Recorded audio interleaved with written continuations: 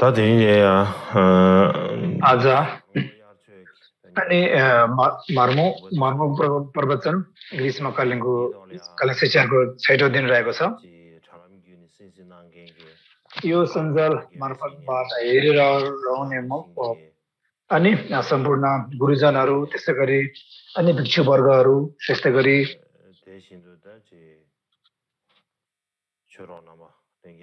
अनि सम्पूर्ण अनि धर्म मित्रहरूलाई अनि सुमङ्गल तथा सुस्वास्थ्यको कामना गर्दै तसिदिले व्यक्त गर्न चाहन्छु।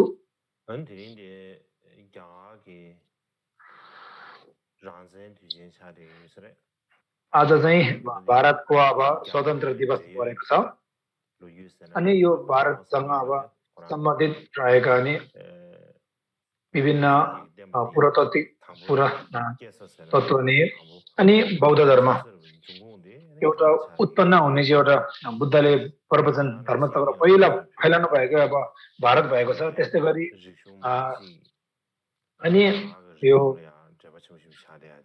अनि यो विभिन्न तिब्बतीयनको यो विभिन्न यो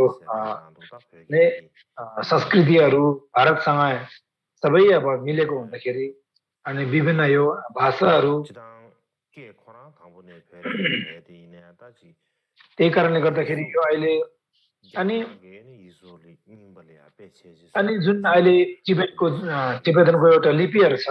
सबै यो भारतबाट यो एउटा देवनगरीबाट अनि टिबेट लिपिमा अब उल्टा गरेको हुँदाखेरि अनि अत्यन्तै भारत धेरै एकदम अब महत्त्वपूर्ण र एकदम धेरै नै सम्बन्ध एकदम घनिष्ठ सम्बन्ध भएको हुँदाखेरि अनि हाम्रो यो जति पनि बौद्ध धर्म समग्रको अनि तर्फबाट अनि सबैलाई आज यो स्वतन्त्र दिवसको उपलक्ष्यमा हार्दिक अनि मङ्गलमय शुभकामना व्यक्त गर्दछु। अस्ति मैले यो टिप्पणी गर्ने बेला अलिकति मेरो गल्ती भएछ, यसले म सच्याउन चाहन्छु।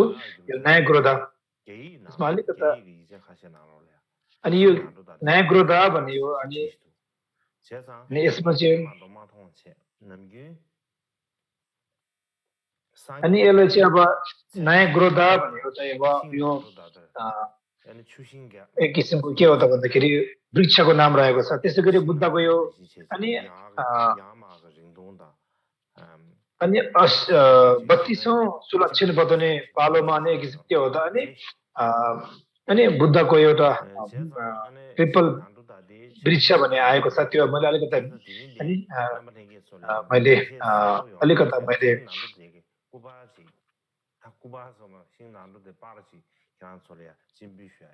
अनि यो अझ वृक्ष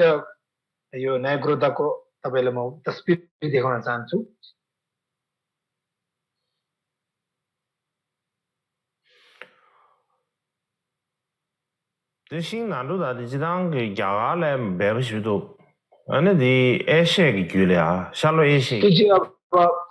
भारतमा अत्यन्त धेरै अब फैलिएको छ। त्यसै गरी एसियामा पनि यो एसियालीमा यो धेरै अब यो न्याय क्रोध वृक्षहरू फैलिएको छ। यसको वनस्पति धेरै नै रहेको छ। यसलाई अब इङ्ग्लिसमा चाहिँ बनायन ट्री भनिन्छ यसलाई। यसलाई अब एक किसिमको अब बर पनि भन्छ, बरको वृक्ष पनि भनिन्छ यसलाई। यो विभिन्न पूर्व एसियालीमा अत्यन्त यो धेरै नै पाइने यो वृक्ष हो, रुख हो। यो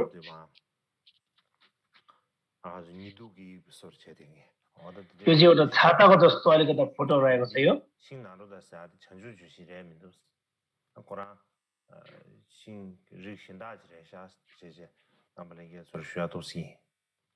अनि यो चाहिँ एक किसिमको के हो त भन्दाखेरि अब यो बरलाई बुझिन्छ न्याय क्रोध भने चाहिँ। अनि अस्तिको टिप्पणीमा यसले फेरि अब क्रमिक रूपमा यसलाई म जोड दिन चाहन्छु।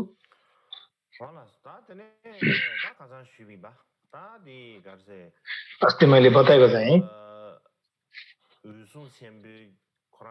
अनि यो महाकश्यपजी अब बाल्यकालमा अनि बुद्धको दर्शन नपाउनु अगाडि उहाँको नाम चाहिँ अनि न्यायग्रोधा हैन न्यायग्रोधा पुरुष भनेर उहाँलाई नाम दिन्थ्यो किनकि एउटा न्यायग्रोधाको वृक्षलाई प्रार्थना गरेको हुँदाखेरि त्यहाँदेखि जन्मेको हुन्थ्यो न्यायग्रोधा नाम थियो उहाँलाई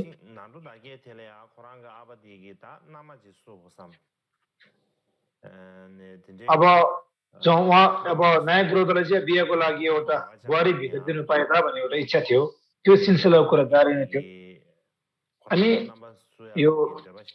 जुन अनि न्यायग्रोधलाई चाहिँ फेरि विवाह गर्ने इच्छा नै थिएन हैन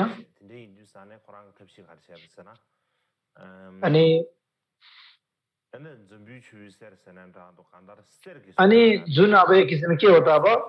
बुहारी भित्रनको लागि के हो त विभिन्न अब यो अनि धेरै नै राम्री एउटा मूर्ति हैन एकदम कला हैन एक किसिमले के हो त सुनले अब भरिपूर्ण भएको एउटा त्यसले अब मोरेको एउटा मूर्ति अनि ठाउँ ठाउँमा यसरी त्यसलाई अब लगेर पूजाआजा गर्दाखेरि गाउँको नगरको स्त्रीहरूलाई किसिम के हो त अनि पूजापाठ गर्नु लगाउँदाखेरि जहाँ त्यहाँ स्त्री भेट्छ त्यहाँ चाहिँ अब एक किसिम के हो त अनि यो न्यायग्रोधलाई चाहिँ अब बुहारी यसरी भित्राउने भने यसरी अब कुरा चलेको थियो अस्ति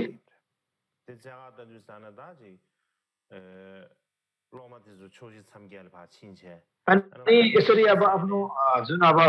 न्यायग्रोधाको पिताले विभिन्न 10 दिशामा पठायो नगरमा हैन अनि सोचेको जस्तो कुनै पनि ठाउँदेखि अब हात लागेन देखा परेन अनि अन्तिममा अब पूर्व पश्चिम उत्तर दक्षिणको बाहेक अब पश्चिममा चाहिँ अलिकति आशा थियो किनकि भन्दाखेरि सबै दिशाको मान्छे फर्केर आयो निराशा भएर पाएन तर पनि पश्चिमी दिशाको जुन राजाले पठाएको एक किसिमको के हो त जुन चाहिँ अब अनि आएन पक्कै नै त्यहाँ चाहिँ आशा थियो त्यहाँदेखि चाहिँ के पाउने हो कि भनेर अनि अब पश्चात म अब यसको विषयमा बताउन गइरहेको छु आज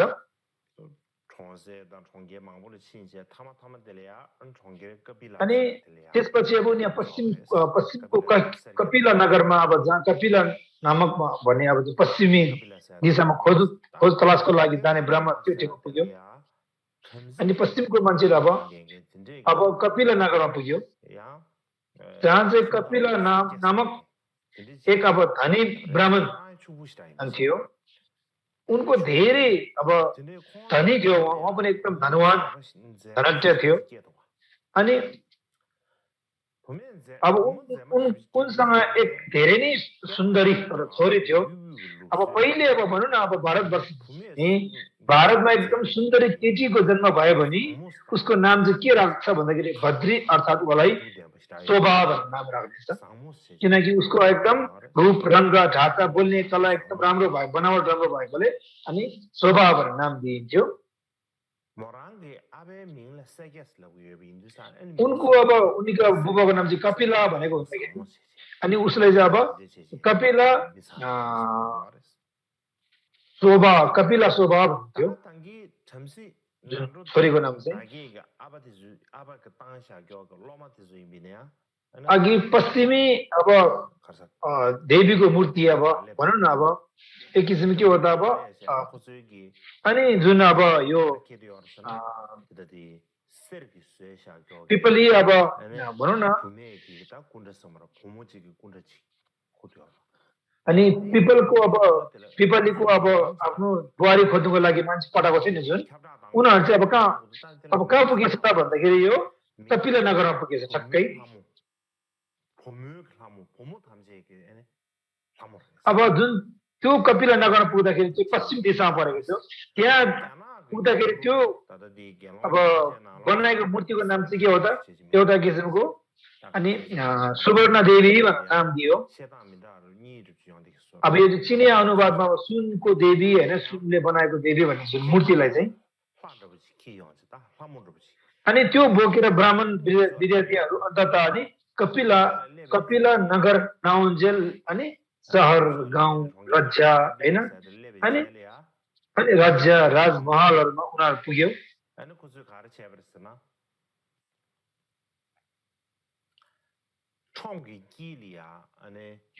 एउटा बजारको बीच नगरको बीचमा त्यो मूर्तिलाई राखेर अनि त्यो ठाउँमा चाहिँ के हो त भन्दाखेरि अनि एक किसिमको त्यहाँ विभिन्न त्यो पूजा अर्चना गर्न थाले त्यो नगरको बीचमा राखेको त्यो सुनले परेको मूर्तिलाई हैन धूप बत्ती अगर विभिन्न जलाउन थाले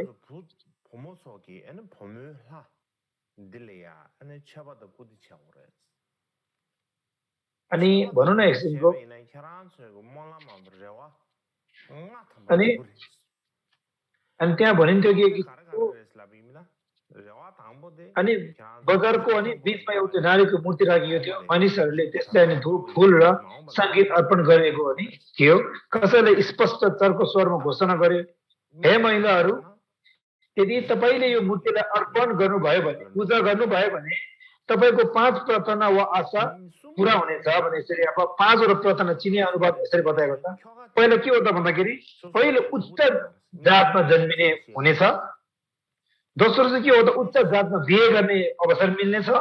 त्यसको भनेको चाहिँ तपाईको श्रीमानले तपाईले चित्त नजरले कहिले पनि हेर्नु हुँदैन चौथो चाहिँ के हो त तिम्रो छोराछोरी अत्यन्त भनेको जस्तै हुनेछ पाँचौं चाहिँ के हो त तिम्रो श्रीमानले तिमीले भनेको कुरा सबै सुन्नेछन् उनीहरूले त्यो ब्राह्मणले एउटा टोलीले भन्यो जुन मूर्तिको छेउमा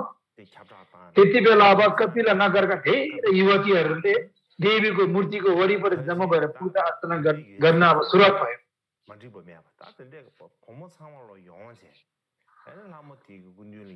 जति भनेको थियो अब के हो त नगरको स्त्रीहरू आएर पूजा गर्न थाले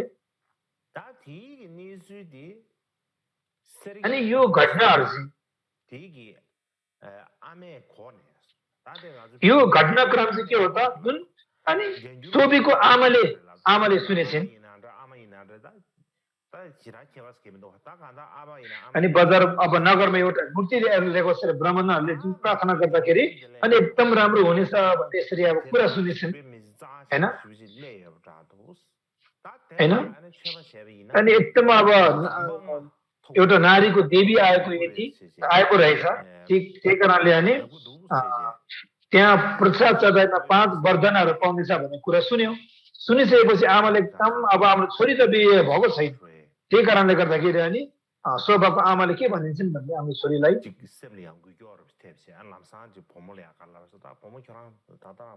ए छोरी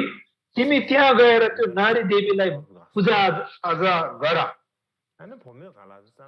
अनि यसरी माताले भन्दाखेरि अनि शोभाले भनेछन् कि नारी देवीलाई पूजा अर्पण गर्न फाइदा के हुन्छ त हामीले प्रार्थना गर्दा फाइदा के छ त अनि भनेपछि सोध्यो अनि माताले के उसलाई शोभालाई उत्तर दिएछन् भने यदि उसलाई प्रार्थना गर्छौ भने तिमीले 5 वटा वरदान पाउनेछौ उनकी आमाले जवाब दिए उनले भनिन् म बाहिर शोभाले भनिन् हे माता म बाहिरबाट उच्च जातमा जन्मिएकी हुँ र म यति सुन्दर आकर्षक पनि छु कसैले आएर मसँग बिहे गर्छु भनेर भनेको पनि छैन त्यसो भए ती 5 वटा वरदानहरू मध्ये मलाई के को काम मलाई व्यर्थ नै छ मैले प्रार्थना किन गर्नु पर्यो शोभाले भनिसिन् हाम्रो मातालाई तर पनि आमाले धेरै जिद्दी गरे छोरीले त्यसो नभन छोरी तिम्रो लागि हो अत्यन्त वरदान पायो भने हैन झन् सुन्न सुगन्धित थपिन्छ के प्रार्थना गर्न जाऊ भने यसरी अब हामीले अब धेरै नै अब जिद्दी गरिछन् हामीले माताले पनि हाम्रो छोरीलाई तर अनि उनकी आमाले जिद्दी गरेकी थिए र आफ्नै आमालाई खुसी पार्नको लागि हाम्रो मनको आमाको कुरा राख्नको लागि हैन अनि खुसी पार्नको लागि उले फूल धूप रेशम अन्य चीजहरू अनि बोकेर अनि महिलाहरूको देवी भएको ठाउँमा उनी पुगिन्छन् अब जानुभयो जुन अब शोभा चाहिँ अब जुन अब शोभा एउटा एक किसिमको के हो त जुन एउटा कपिलाको एउटा छोरी शोभा जति त्यो मूर्तिको नजिक गयो त्यो मूर्ति चाहिँ के हो त त्यो मूर्ति चाहिँ अनि त्यसको रङ भनौँ न यसको रङहरू चाहिँ कमजोर हुँदै निलोमा परिवर्तन हुँदै गयो हैन जुन अब शोभा भनेको यो रूप चाहिँ एकदम तग्द बोलेको एउटा तेज भएको त्यस्तो थियो भनेको छ जति शोभा अब नजिक पुगिन् त्यति त्यो नजिक कुण्ड अर्थात् मूर्ति जुन अब त्यहाँ बनाएको मूर्ति चाहिँ नजिक पुग्दाखेरि जुन नारीको देवी बनाएको मूर्ति चाहिँ के हो त फलामले बन्न जस्तो कालो भयो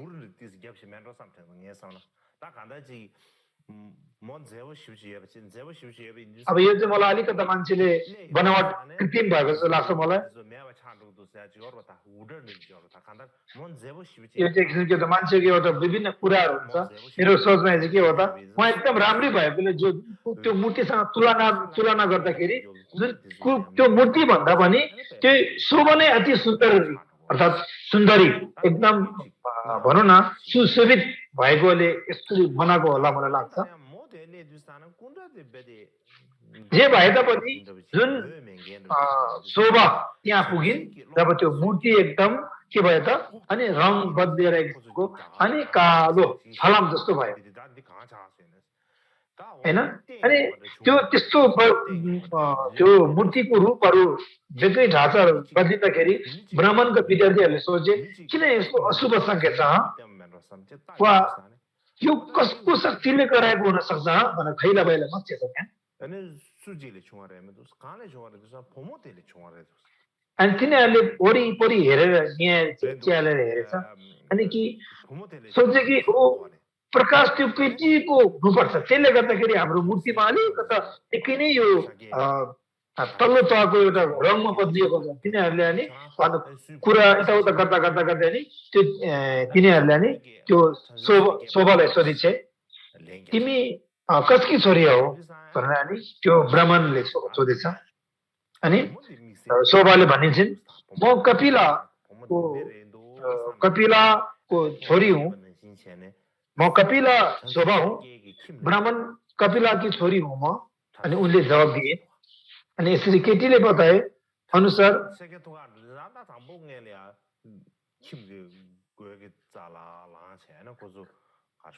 अनि केटीले बताए अनुसार ब्राह्मण विद्यार्थीहरू ब्राह्मण कपिलाको घरमा गएर अनि दैलोमा अर्थात् ढोका उभिएर भने हे ज्ञानी पुरुष कृपया हामीलाई केही दान दिनुहोस् हामी अनि भिक्षा माग्न आएको हो भने केही दिनुहोस् हामी माग्न आएको हो भने बाहिर भन्ने क्रममा भित्र अनि शोभाको बुवाले सुनेछ जब ब्राह्मण कपिलाले बाहिर भिक्षा मागिरहेका छन् भन्ने सुन्ने उनले आफ्नो परिवारलाई ब्राह्मण युवाहरूलाई फुल मक्खन चिनी अंगुर अन्य चिजहरू दिन भन्ने मध्यम भारतमा के हो त भन्दाखेरि भिक्षा माग्ने आउँदाखेरि केटीले दिनु पर्थ्यो त्यही कारणले केटीहरूले भिक्षा दिने चलन थियो त्यसैले अनि शोभा अनि कपिला शोभाले उनीहरूलाई अब जुन अब माग्ने ब्राह्मणहरूलाई चाहिँ अब के हो त युवाहरूलाई दिन लागे जुन कपिला शोभाले दिए तर ब्राह्मण युवाहरूले के भन्यो भने हामी भिक्षा माग्नुमा आएको होइनन् हामीले भिक्षा चाहेको छैन अनि उनीहरूले भनेपछि अब केही पनि लिनु मानेन भिक्षा लिनु मानेन हैन केही मिनेटपछि ब्राह्मण कपिल आएर ब्राह्मण युवाहरूलाई सोधे तिमीहरूलाई के चाहिन्छ जुन तिमीहरूले माग्नु आउँथ्यो मैले माग्ने कुरा त मैले दियो मागेको कुरा त दियो तिमीहरू लिनु मान्दैन के कुरेर बसेको त भन्ने यसरी कपिलाले भने त्यो युवा ब्राह्मणहरूलाई हामीलाई मिठो पिठो एक किसिमको दीक्षा एक किसिमको हामी यो भिक्षा माग्न आएको होनौ उनीहरूले भने ब्राह्मणले उनीहरूले भने ब्राह्मण कपिल रिसाएर अनि भने अनि उनीहरूले भनेछ हामी अब केटी माग्न आएको भिक्षा माग्न आएको होइन भनेछ जुन ब्राह्मण ग्रुपले अनि कपिला ब्राह्मण रिसाएर म तिमीहरूलाई केटी दिन्न भनेर भनेछ तिमीहरू एकदम राम्रो मान्छे रहेछ भिक्षा माग्नु आउँदाखेरि कहाँ यसरी केटी दिन्छ मैले दिँदैन भने यसरी हम्काएछ अनि यो विभिन्न यो ब्राह्मण वर्ग भनौँ न उहाँको ग्रुपले के भनेछ भन्दाखेरि अनि हामीले आफ्नो लागि केटी माग्न आएको होइनौ कपिला ब्राह्मणज्यू अनि यसरी भन्दाखेरि अनि ब्राह्मण कपिलले भने होइन तिमीहरू के भन्दैछौ मैले बुझ्नै सकिनँ भनेर भन्नुभएछ। त्यसपछि अनि ब्राह्मण युवाहरूले ब्राह्मण कपिलले मगधको अनि पिप्पल पिप्पल भन्ने एउटा नगर छ होइन, पिपल वृक्ष भन्ने एउटा नगर छ भन्ने ठाउँ छ, त्यहाँ एक किसिमको अब सहर भनौँ न, अब त्यो एउटा नगर सहर छ, त्यहाँ बारे त्यसको बारेमा भन्नुपर्दा त्यहाँ एकदम महासाल भन्ने एउटा अनि महासालको एउटा एक किसिम के हो त पहिला चाहिँ एकदम महासाल भन्ने चाहिँ एकदम महान अब ब्राह्मण कुललाई बुझ्दछ। त्यही कारणले त्यहाँ महासाल कुलमा पिपली भन्ने एउटा ब्राह्मणको बारेमा उनीहरूले पुरा बताइछ। अब उहाँ एउटा पिपली भन्ने एउटा हुनुहुन्छ, उहाँ चाहिँ एकदम कस्तो हुनुहुन्छ भने उहाँ धेरै धनी हुनुहुन्छ, एकदम धनी। उहाँ चाहिँ एउटा वैश्रवण वैश्रवण अब सम्राट समानको सम्पत्ति उहाँलाई छ, उहाँलाई धेरै खजना पनि छ। उहाँ महान भोग रक्षकी दण्डबन्दी वैश्रवण हुनुहुन्छ। उहाँको त्यो कपिलको अधीनमा 18 सहरहरू पनि रहेका छन्। उनीहरूसँग 30 अब यो एक किसिमको के हो त काम गर्ने एक किसिमको 30 जना एक किसिमको 30 वटा एक किसिमको अनि मजदुरीहरूको अनि घरधुरीहरू रहेको छ। 60 व्यापारीहरूको अब एक किसिमको घरधुरी पनि रहेको छ। त्यसपछि 900 गोरुहरू अनि एक किसिमको हली जोत्ने एक किसिम के हो त 900 अनि अब एक किसिमको अनि हली जुवार छ। 60 करोडको सुनको टुक्राहरू छ। त्यही कारणले राजा महापद्मश्रीको आशीष सुनको जौको भण्डार पनि छ भन्ने भनेछ। तिनीहरूले अब कसरी उनको पिपली नामको छोरा छ, उसैको अब एउटा पिपली नामक छोरा छ, त्यो सुन्दर आकर्षक छ। अनि सुन्दर ब्राह्मणका छाटमा नि 6वटा क्रममा निपुणमा वेदमा विद्वान र ज्ञानको 18वटा क्षेत्रमा अन्यथा बुद्धिमानी भएको बताए उनी नै हुन् जसको लागि हामीले खेती माग्न आएको हौँ भने यसरी अब कपिललाई त्यो ब्राह्मणहरूले बताएछ। अनि ब्राह्मण कपिलले भनेछन् मैले यो ब्राह्मणको गुण सुनेको छु तर हामी टाढा बस्छौँ त्यसैले विवाह गर्न गाह्रो छ। अनि ब्राह्मणहरू के हो त जुन ब्राह्मण ग्रुपहरू चाहिँ पश्चिमी दिशामा जाने चाहिँ एकदम बोल्नु एकदम विद्वान पोख्त भएकोले होइन उहाँ तपाईँ पनि धेरै व्यक्ति हुनुहुँदो रहेछ। त्यही कारणले ब्राह्मण युवाहरू पनि जवाब दिए कि तपाईँ पनि धनी हुनुहुन्छ, त्यसैले हामीसँग अब उता कपिल पनि पिपली पनि धेरै धनी हुन्छ। त्यही कारणले जति टाढो भए पनि अनि केही दुख बिमार भयो भने घोडाहरू सवारी अत्यन्त प्रशस्त छ। त्यही कारणले हामीसँग नोकर धेरै छ। त्यही कारणले तपाईँ टाढा बस्नु भए पनि विवाहको लागि सम्बन्ध एकदम बलियो हुनेछ नि। यसरी अनि यस्तै ब्राह्मण युवाहरूले अनि ब्राह्मण कपिलले मनाउनको लागि अब एक किसिमको मनमा पार्नुको लागि अब एक किसिमको आफ्नो अधिकारमा पार्नुको लागि धेरै कुराहरू भनेछ। अनि कपिलले उनीहरूले अनि नुहाउन अब आवश्यक चिजहरू दियो किनकि उनीहरू चाहिँ अब नुहाउन जान लागेको थियो। सबै अब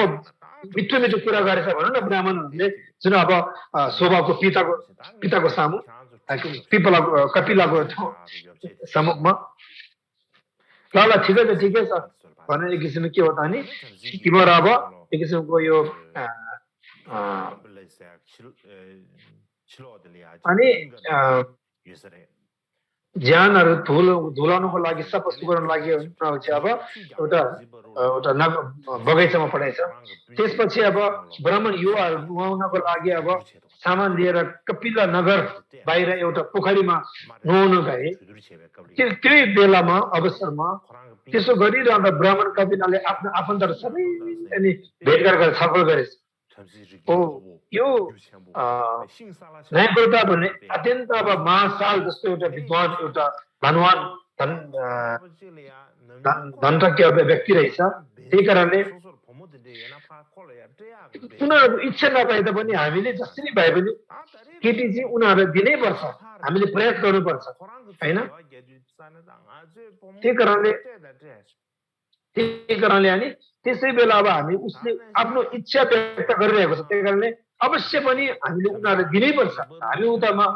अब उनीहरू आफै माग्नु गएको यो बेला हामीले जसरी भए पनि दिनुपर्छ।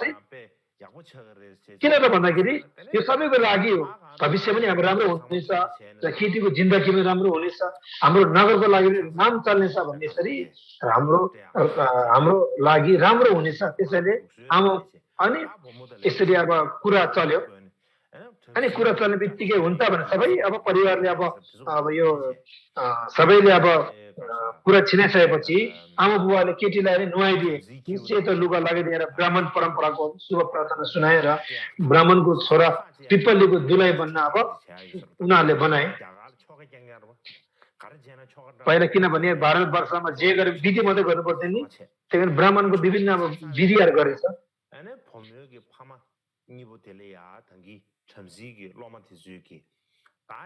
अनि त्यसपछि ब्राह्मण युवाहरूले माता पिताका लागि सबैभन्दा नि शुभ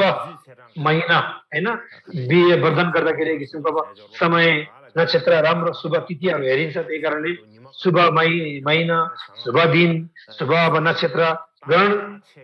गर्नुपर्छ भन्ने यसरी छलफल भयो हैन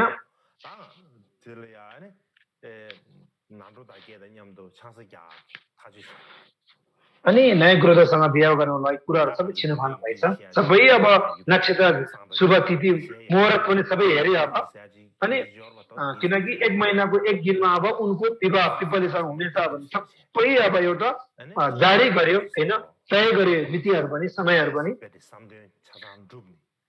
अनि ब्राह्मण युवाहरूले आफ्नो मनमा राखेको सबै इच्छाहरू पुरा गरेर अनि खुसी हर्ष र प्रफुल्लित हुँदै पिपल नगरमा फर्के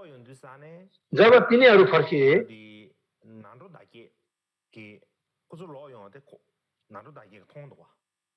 अब पिपलले चाहिँ तिनीहरूलाई टाढाबाट देखेछ अनि तिनीहरूको खुसी र आनन्दित र हर्षित पाइलाहरू हेर्दै उहाँले सोच्नु भयो कि तिनीहरूले मेरो आफ्नो लक्ष्य पुरा गर्नु गरेको हुनुपर्छ भन्ने मनमा कुरा जागेछ अनि केटाहरू चाहिँ जुन केटाहरू ब्राह्मण पिपली कहाँ जुन आए अरे भने हे गुरु अब चाहिँ पिपली चाहिँ अब त्यो ब्राह्मणको अब एउटा गुरु हो हैन उपदेय हो हे उपदेय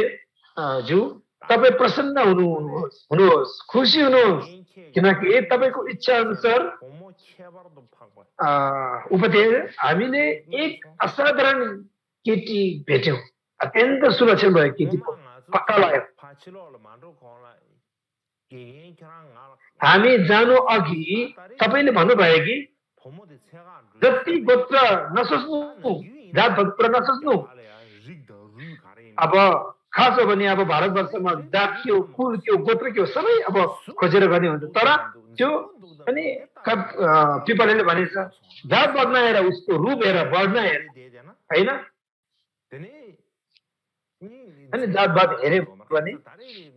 अनि एक किसिमले के हो त राम्री सुन्दरी हेर्दैन स्वभाव हेर्दैन तर अब चाहिँ के हो त सब एकदम सुन्दरी चाहिन्छ जातवादमा होइन सुन्दरी रूप बढ्न सबै मिलेको चाहिन्छ अब यसरी बदल्नु भयो अनि त्यसरी यस्तो बदल तपाईँले दिनुभयो रूप राम्रो थियो त्यो हेर्नु तपाईँले बताउनु भयो भनेर ब्राह्मणले कुरा राखेछ ब्राह्मण समूहहरूले त्यो पिपलीलाई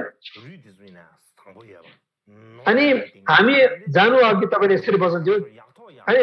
त्यसै अनुसार जाति गोत्र हामीले सोचे उनी केटी भेट्यो हामीले उनी अत्यन्त सुन्दरी रहेछन् अनि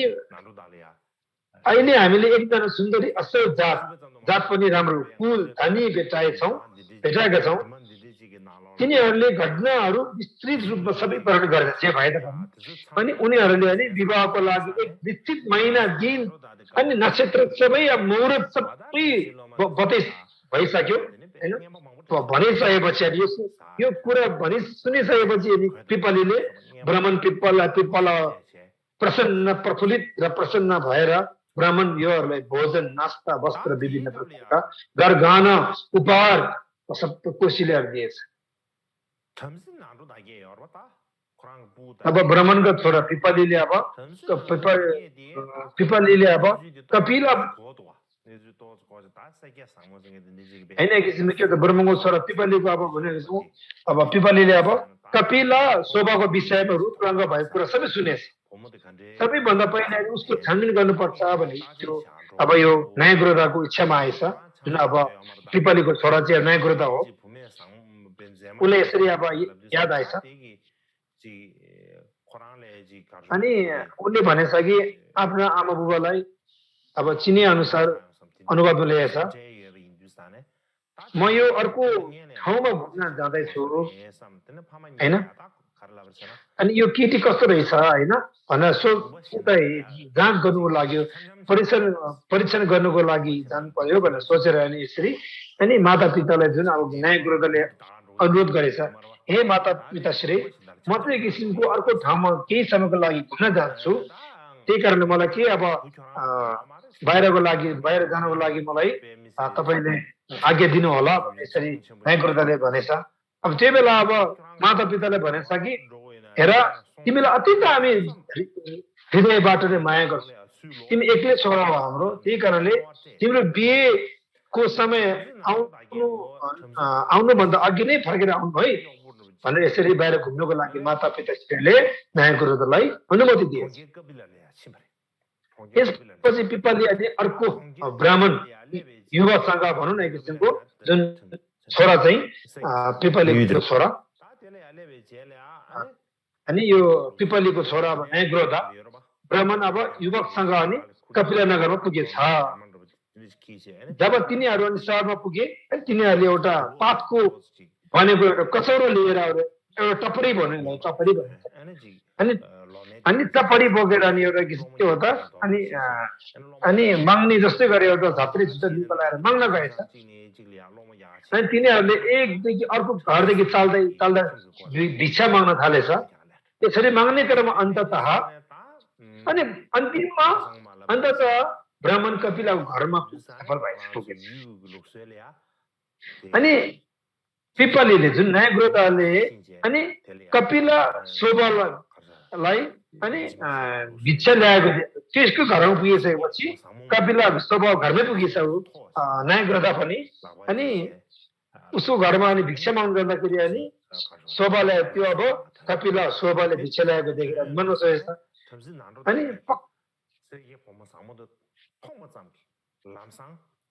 अनि यो नयाँ गुरुदाले अनि यो त्यो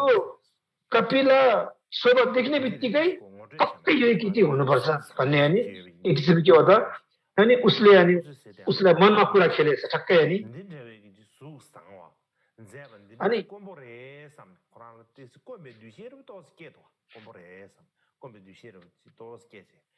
अनि उहाँलाई पनि एक किसिम एकदम रूप बनवट सबै मिलेको चाहिँ एकदम कम हुन्छ हैन तर यस्तो रहेछ पक्कै यही नै हो कि भनेर अनि एक किसिमको अनि सोच आइसकेपछि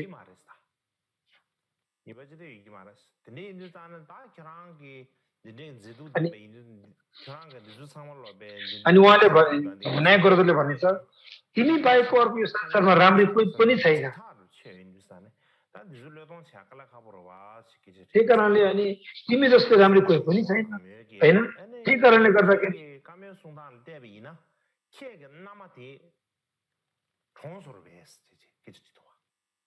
अनि यति राम्रै भइसकेपछि अनि अब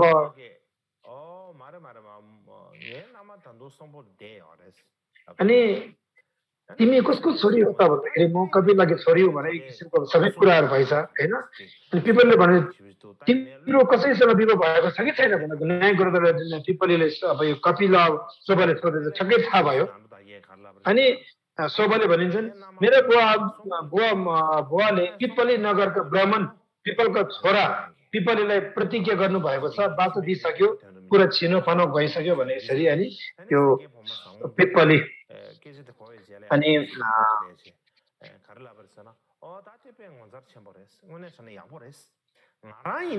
यो कपिला शोभाले यसरी भनिसकेपछि अनि शोभालाई भनेछ जुन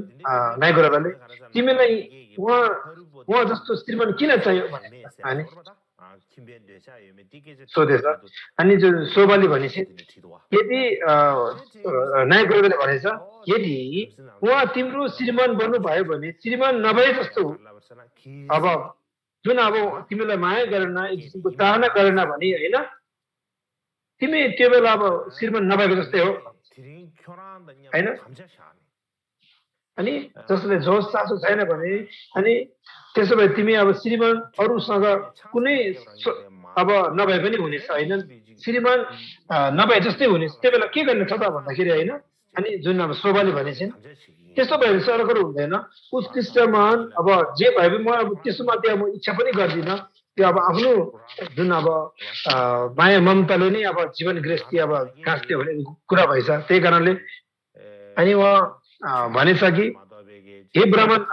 जो एक किसिमको के हो त जुन जसले जोसमै छैन भने त्यो कुनै पनि श्रीमान कामै छैन भने यसरी यो पिपल अब नयाँ ग्रोधाले अब शोभालाई बताइछन् त्यो भने बित्तिकै अनि यो कपिल शोभाले भनेछ तपाईँले मलाई आश्वासन दिनुभएको छ र मलाई राहत पाएको छ मलाई अमृतले एउटा वृष्टिको एउटा शक्ति दिएको जस्तो लाग्छ यदि तपाईँलाई अचम्म लाग्छ भने यो किनभने मलाई यो गृहस्थी गर्नुमा कुनै चासो पनि छैन जुन त्यो कुरा तपाईँले पनि छर्लङ्ग पारिदिनु भयो त्यही कारण तर मसँग कुनै स्वतन्त्र पनि छैन किनकि मेरो आमा बुबाले मलाई अनि श्रीमानलाई दिए भने जस्तै म अब दिइसके म केही पनि गर्न सक्छु म बिहेसम्म पढिसकेँ भने यसरी नयाँ गुरुदलाई भनेछ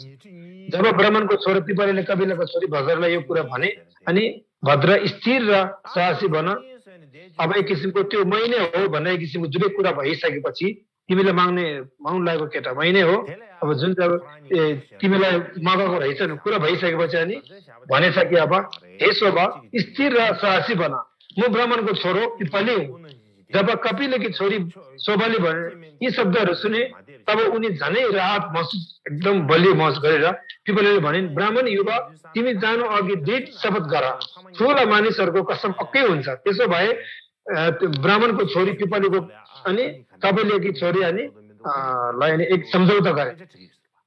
तिब्बतीय स्रोत अनुसार यो केटी सायद उनको हो जसले सोच्यो उनी जस्तो मान्छे दुर्लभ छन् त्यसपछि उनले भद्रलाई भने तिमी जस्तो सुन्दर केटीहरूको लागि संसारमा दोस्रो मौका छैन त्यसैले यसबारे पनि कुनै विचार त्याग्न मलाई गाह्रो छ भनेर तिमीले भनेको कुरा जवाब दिन् ती दुलै पिपलीले भने उनी अझै जिउँदै छन् अनि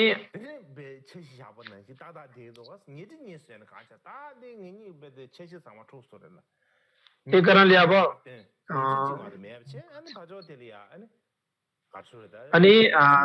त्यसो भने भद्रले भनिन् तिमीले मलाई किन यसो भन्यौ उनी अझै जीवित छन् र मलाई चाहनाहरूमा कुनै चासो छैन यो सुनेर नि के किसिमको के हो त शोभा अचम्म भएर भने अचम्म कुरा हो कि साँच्चै राम्रो छ वास्तवमा मलाई चाहनाहरूमा कुनै चासो छैन अचम्म छ र यो धेरै राम्रो छ मलाई चाहना पनि कुनै चासो छैन अनि म पिपली भएको भए उसले भन्यो म आज तपाईँसँग बस्ने वाचा गर्छु मेरो आमा बाउको आदेश विरुद्ध जाने कुनै उपाय छैन त्यसैले मसँग विवाह गर्नुको विकल्प छैन तर म मेरो हातको उनको शरीरको कुनै पनि भाग नछुने वाचा गर्छु तिनीहरू दुवैले एक अर्कालाई वाचा गरेर पिपल एकपटक फेरि पिपल सहर फर्के त्यसपछि ब्राह्मण पिपली यो शोभालाई पिपल नगरमा दुलाई बनाउन ल्याए पिपलीको बुवा आमाले एउटा घरको लागि दुईटा ओछ्यान बनाउन लाए अनि पिपलीले भद्रलाई शोभालाई भन्नुभयो तिम्रो सभा सम्झिनुहोस् है अनि शोभाले पनि भन्नुभयो महाराज तपाईँले पनि आफ्नो सभा सम्झिनुहोस् एक अर्कालाई हौसला दिँदै आमा छोरी जस्तै सँगै बस्ने एउटा कुरा अब उनीहरूले वातावरण मिलायो त्यसपछि पिपलीले आमा बुवाले नोकरलाई सोधे केटा पिपली र उनको दुलाई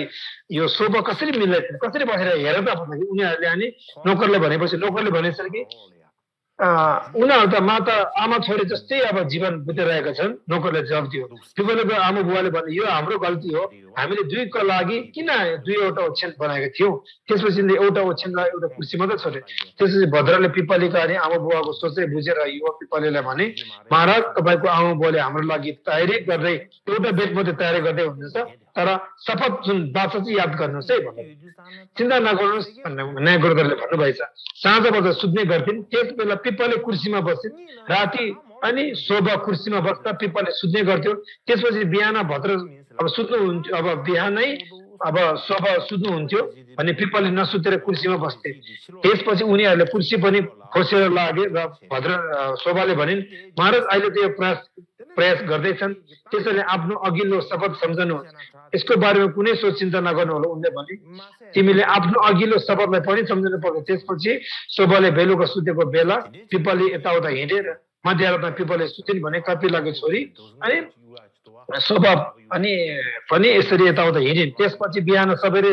अब यो शोभा सुते र पिपली यताउता हिँडे सक्करै उनीहरूको एउटा घरमा एउटै ओछ्यानमा 12 वर्ष बिताए तर उनीहरूको एक अर्काको लागि कुनै एक किसिमको यो चाहनाको इच्छा पूर्तिको कुराहरू वासना भएन त्यसपछि पिपली र भद्रले एक अर्कालाई वचन दिएपछि पिपलले भनिन् यसरी अब भनौँ न एक रात एउटा घटना घटेछ यसरी भएको क्रममा अनि तिनीहरूको ओछ्यानमा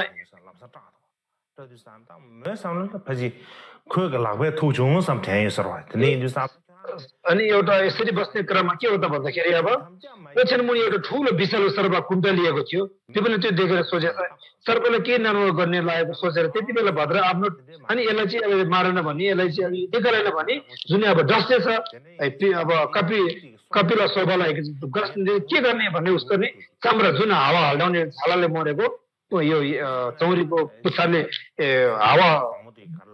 वायु दिने हुन्छ त्यसलाई चम्रा भन्छ त्यसले यसो हराउँदाखेरि बिरले हातमा लागेर त्यो ल्याउने बित्तिकै झस्यो जस्तो बिउजिन्छ जुन कपिला शोभा चाहिँ होइन अनि भद्र जस्तो अनि भुम्जिसकेपछि अनि मलाई किन छुनु भए त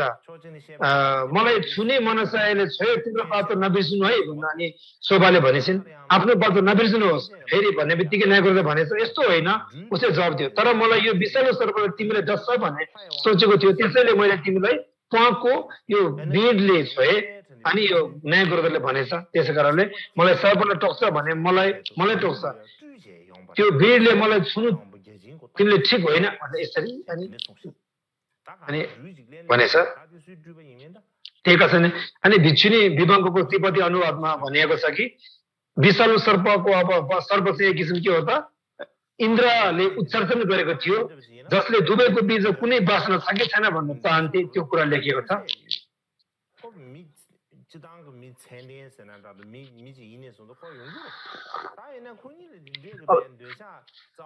अब छोडकरी भन्नुपर्दा तिनीहरूले एउटै घरमा एक ओछ्यानमा 12 वर्ष बिते तर तिनीहरू मध्ये कसैको पनि एक अर्को इच्छा महसुस गरेन बाँच्न काम बाँच्न केही पनि भएन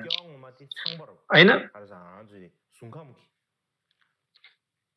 अब के हो त कि मान्छेमा अलिकति वासनाहरू त हुन्छ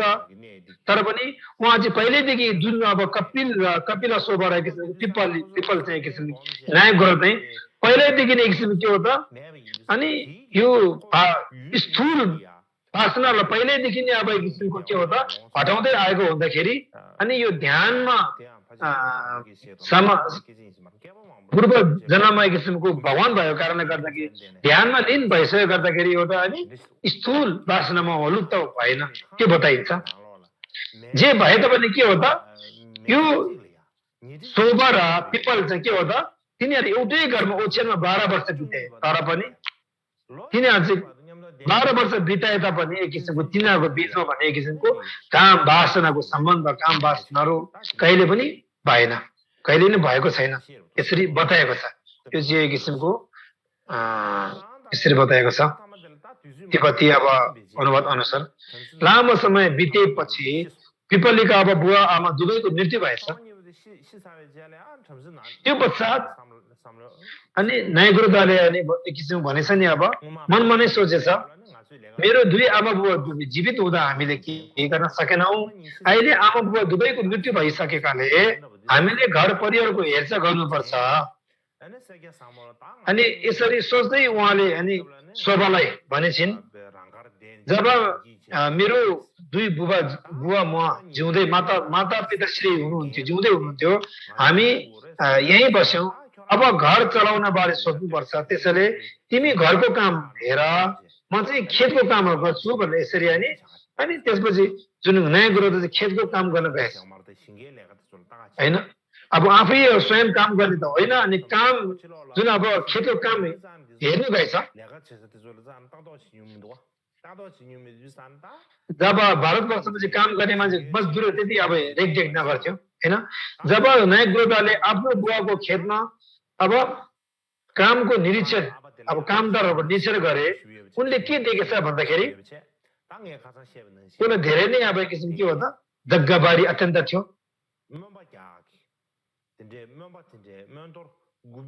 अब जुन अस्ति मैले बताएँ चाहिँ उहाँलाई चाहिँ एउटा के हो त गोरु हाली चाहिँ एक किसिम के हो त 949 जना हाली थियो र 990 चाहिँ के हो त अनि 990 मात्रै एक किसिमको त्यो सुनको हाली बनाएको थियो, किनकि राजाको सम्मानको रूपमा अनि उहाँले अनि राजासँग अब उहाँलाई प्रतिस्पर्धा गरेर अनि 990 मात्रै बनाएको थियो। त्यही कारणले अनि त्यो गोरु हाली गोरुको अब त्यो हलले धेरै ससाना जीवित किराहरू मरेको थियो र गोरुको नाक पनि छेटिएको थियो। तिनीहरूलाई फलामको अब डन्डीले नि पिटिरहेको थियो, जुन काँटी भन्छ यसलाई, काँटीले पिटिरहेको थियो। अनि खेतमा काम गर्ने अब कामदारहरू पनि लानो कपाल र दाढी एकदम फुलेको थियो हैन। अनि उनीहरूको हात खुट्टा सबै के हो त अनि फुटेको, धुलो सबै खाएको, पटपट फुटेको, चराएको। अनि उनीहरूको शरीरभरि के हो त माटोले धुलोले सबै ढाकिएको धुस्रे फुस्रे थियो। उनीहरूको के हो त जलेको रूप जस्तो, रूपको पात जस्तै भु जस्तै देखिन्थ्यो, एकदम धुस्रे फुस्रे, एकदम पसिनाले लाग्यो भन्दाखेरि एक किसिम के हो त कालो भु जस्तो देखिन्थ्यो। तिनीहरू के हो त सानोतिनो कुरामा एक अर्कामा चिच्याउने अनि एक किसिम के हो त अनि यो तिमीहरू कसले जोत्ने यो बारी, यो डल्ला कसले फुटाउने, यो आली कसले तान्ने हैन, यसलाई अब कसले सुर लाउने भने एक किसिमको एक अर्कामा अनि पिट्ला गर्दै यसरी लागेको थियो हैन। भना बहिरीहरू चलिरहेको थियो। त्यो देखेर उनीहरू अब तिनीहरू कहाँ गएर अनि सोध्नु भयो कि नयाँ गरेर सोधेछ, तिमीहरू को हो, तिमीहरू कहाँदेखि हो, को हो भनेर अनि पिपलले नयाँ गोरदाले सोधेछ। अनि हामी ब्राह्मण पिपलीका कामदार हौ भन्नु अब जुन अब नयाँ गोरदाको पिपल बुवाको अब कामदारी हो भनेर सोधेछ।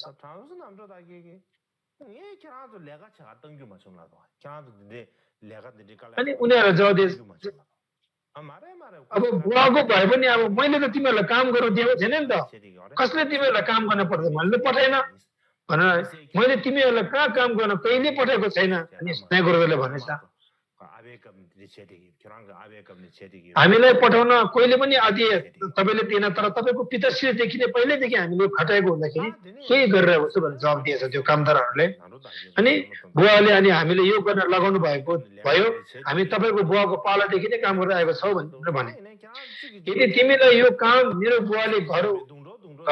परिवारको हेरचाह गरेर लगाइदिनु भएको हो भने किन एकअर्कालाई चिचाउनु हुन्छ, पिट्दै हुनुहुन्छ हैन। यस्तो गर्यो भने देह वाणीका यस्ता कर्मको फलले संसारमा लामो समयसम्म कष्ट भोग्नु पर्नेछ, धेरै दुःख कष्ट अनि खतरा छ भने यसरी बताए।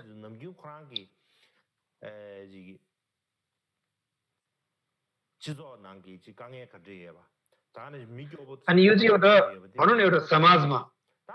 पहिला अब देखेको छैन यो समाजमा मान्छेको दुःख कष्ट त्यो नयाँ गोरदाले देखेको छैन रहेछ। पछि त्यो देख्दाखेरि उहाँलाई अनि के हो त अनि यो उहाँलाई अनुभव एउटा याद आएको। अनि समाजमा गरिबीहरूलाई कतिको दुःख हुँदो रहेछ अनि कति गाह्रो हुँदो रहेछ भने यसरी उहाँको मनमा के हो त एउटा उहाँलाई चाहिँ वैराग चलेको थियो, कुराट लाग्यो।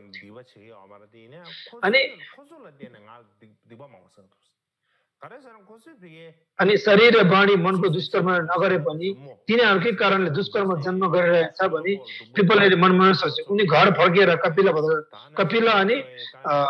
शोभाले भने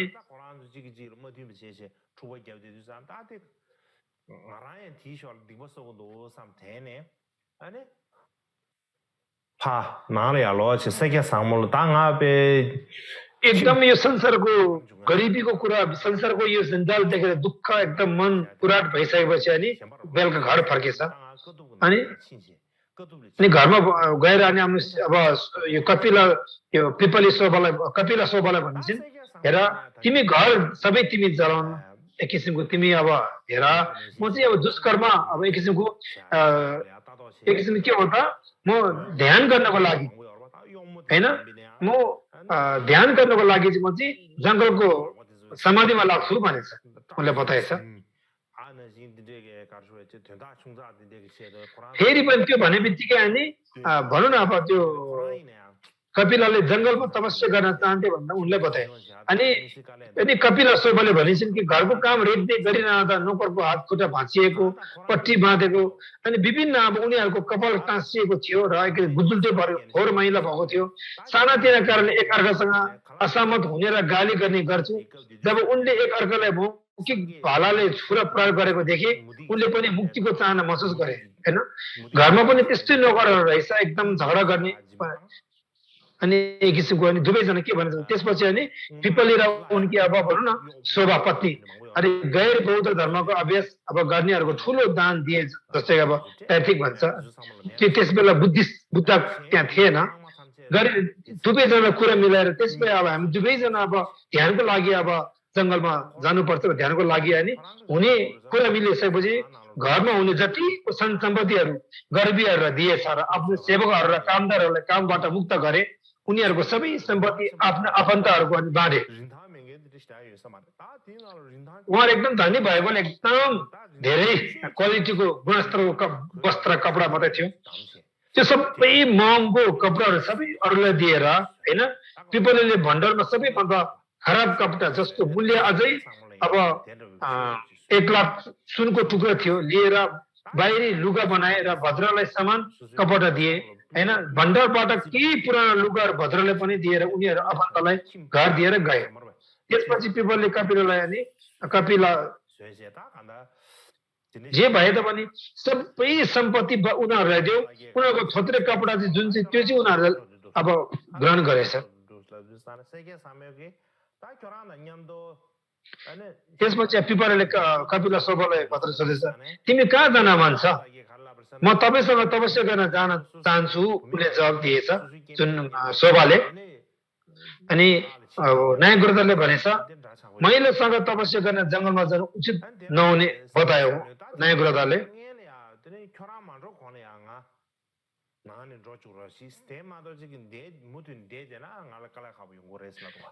यदि त्यसो हो भने कृपया तपाईँ जानु अघि मलाई घर छोड्न लगाउनुहोस् उनले भनिन् अनि अन्यथा मलाई अनि खाना पकाउने जस्तै अरू मानिसहरूले अनि खोज्नेछन् भनेसरी अब अनि भनेछ जुन शोभाले जे भए पनि हो उसले कुरा सही नै गरेछ हैन पिपलले सोचे यो महिला सोच्न जान्ने मान्छे हो धेरै राम्रो कुरा सोच्छ उसले अनि नायक गुरुदर मनको कुरा सोच्छ हामी सँगै अब घर छोड्न सक्छौँ तर उनीहरूले सँगै घर छोडे दुवैजना अब एकै ठाउँमा अब जंगलको लागि अब जंगलवास अब ध्यानको लागि जानु एकै ठाउँमा सहमति भयो उनी र पिपली दुवै अब दूरी मात्र केही दूरी मात्र सँगै यात्रा गरेपछि उनले कपिला भद्रले भने शोभा अब तिमी जानुपर्छ तिमी जहाँ मन लाग्छ जानु तिमीले अब तिनीहरू प्रत्येक आफ्नो बाटो लागे त्यसपछि अनि यो कपिला शोभा जैन दिगम्बर गुरु पुराणको उपस्थितिमा गएर उनीसँगै बसिन् उनको अघिल्लो कर्मको कारण धेरै कठिनाइ थिए तर अन्त्यमा उनी बुद्धका आइन निस्किन र अराध पनि भइन् उनको कथा लामो छ हामीसँग अहिले उसको लागि समय छैन यसको विषयमा पछि बताउँछु अब 30 मिनट विश्राम रहन चाहन्छु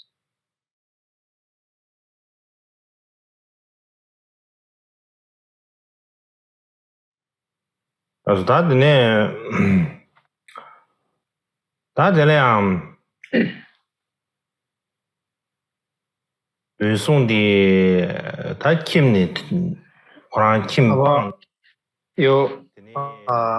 कश्यपको विषयमा भन्नु पर्दाखेरि अब यो कश्यप चाहिँ अब गृहस्थी त्यागेर अब ध्यान गर्न गए अब त्यो बेला चाहिँ तैरथीका बाहेक अब बुद्धिस्ट अब गुरुहरू भेट्नु भएन त्यो बेला अब तैरथी गुरुहरू कुन पत्ता उहाँले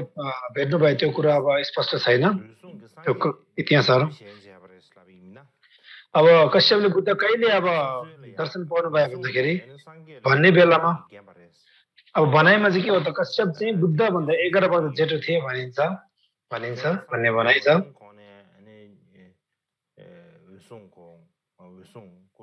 अब अनि बुद्ध 29 वर्षको उमेरमा अब बाहिर निस्केको थियो अब वनवास भनौँ न किसिमको गृहस्थी अब त्याग्नु भएको थियो 29 वर्ष उमेरमा बुद्धले उनले अनि 6 वर्षसम्म तपस्याको अभ्यास गरे तर यसले उनलाई अब कुनै अब मौलिक प्राकृतिक बुझ्न मद्दत गरेन त्यसपछि अब उनले नैर ज्ञान नदीमा धोएर अब नदीमा उहाँले ज्यान धुनु भएर अनि नन्द र अनि नन्दबालाबाट दुधको अनि उहाँले अब खीर ग्रहण गर्नुभयो त्यसपछि उनले अब घाँस अब विक्रेता अब टसी भने उहाँले विक्रेताबाट अब ब्राह्मणबाट अब घाँस अब ग्रहण गरेर अनि बोधि रुखको मुनि बसेर अनि बुद्धत्वमा अब जागृत हुनुभयो उहाँले भन्नुभयो कि त्यसपछि उनले म अब बौद्धि ज्ञान प्राप्त नहुन्जेलसम्म यो बोधि वृक्षदेखि म उठ्दिनँ भने यसरी वचन दिएर अनि उहाँले अब वचन अब दिए अनुसार उहाँ ध्यानमा लिनुहुनुभयो अनि त्यसपछि अब उहाँ अनि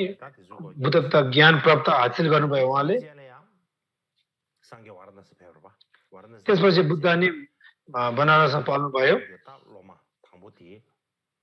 अनि वाराणसीको यात्रा गरेर पाँच भद्रिया भिक्षुलाई चाहिँ उहाँले समूहलाई पहिलो धर्म शिक्षा दिनुभयो त्यसपछि 5 जनाको अर्को समूह थियो अनि शहरका अब 50 युवाहरू असलको समूह र नन्द बाला त्यसपछि उरु बिल्वा कश्यप नाडी कश्यप त्यसै गरी उनीहरूका हजारौं विद्यार्थी थिए विभिन्न अब 50 जनाको युवाहरू थिए अब अनि 60 जना विभिन्न अब चेला रहनु भएको थियो अनि नन्दबाला भनिन्छ जुन यो खीर चढाउने त्यसपछि अब उरुबिल्लबा कश्यप भनिन्छ तिङ्गे होसुङ त्यसपछि अब 3 प्रकार अब भनौँ न नाडी कश्यप उनीहरूको अब हजार विद्यार्थी थिए त्यसपछि उनले राजा बिम्बिसार र उनको अनि सेवा निवृत्त अनि बसमा राखे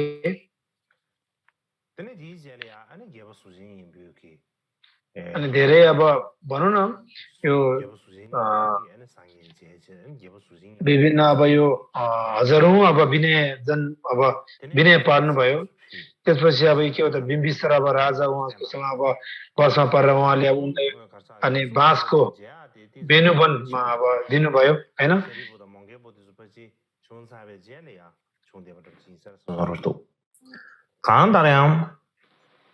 상기 계획 부망의 최대사 어디래야 수심에 걸려야 त्यसपछि कश्यपले अब बुद्धलाई पहिलो पटक भेटे जब बुद्धले बहुपुत्र स्तूपमा भनिरहनु भएको थियो त्यो बेला भेट्यो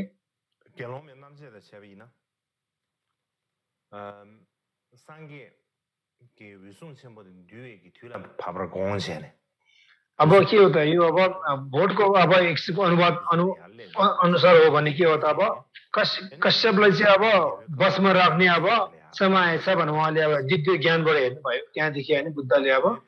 कश्यपलाई बसमा राख्ने यही समय हो भने बुझे अनि त्यसैले उनी अब राजगिरको बहुपुत्र स्तूपमा गएर रुखको मुनि बस्नुभयो गौतम बुद्ध शाक्यमुनि गौतम बुद्ध अनि कश्यपलाई अनि आकर्षित गर्नको लागि उसले अनि आफ्नो शरीरबाट ज्योति चम्क्यो अनि बुद्ध अब एकदम प्रकाश अब बुद्धले प्रकाश निकाल्नु भयो शरीरबाट तेज वाला अनि कश्यपले यो के हो भनेर सोच्यो र प्रकाशको स्रोत के हो भनेर पत्ता लगाउन बुद्ध बसेको ठाउँमा गए त्यो चाहिँ अब एउटा के हो त पर्वत सुनको पर्वत सुवर्ण पर्वत जस्तो एकदम उज्यालो भयो त्यो प्रकाश चाहिँ अब कश्यपले देखेपछि अब यो के होला यो कहाँबाट आएको होला यो तेज कहाँबाट आएको होला कान्ति भन्ने यसरी अब उसले पत्ता लगायो यसरी हेर्दाखेरि नि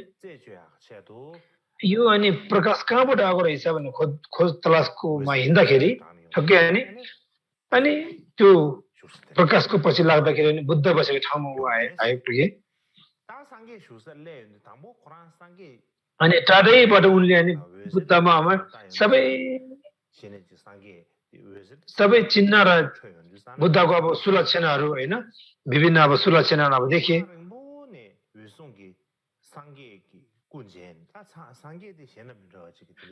टाढैबाट अब उनले अब बुद्धमा सबै चिन्हहरू देख्यो नजिकबाट अब टाढैबाट देख्यो होइन यसलाई अब 32औं लक्षणहरू भन्छ होइन त्यस्तो अब एक किसिमको अब उहाँले अब देख्यो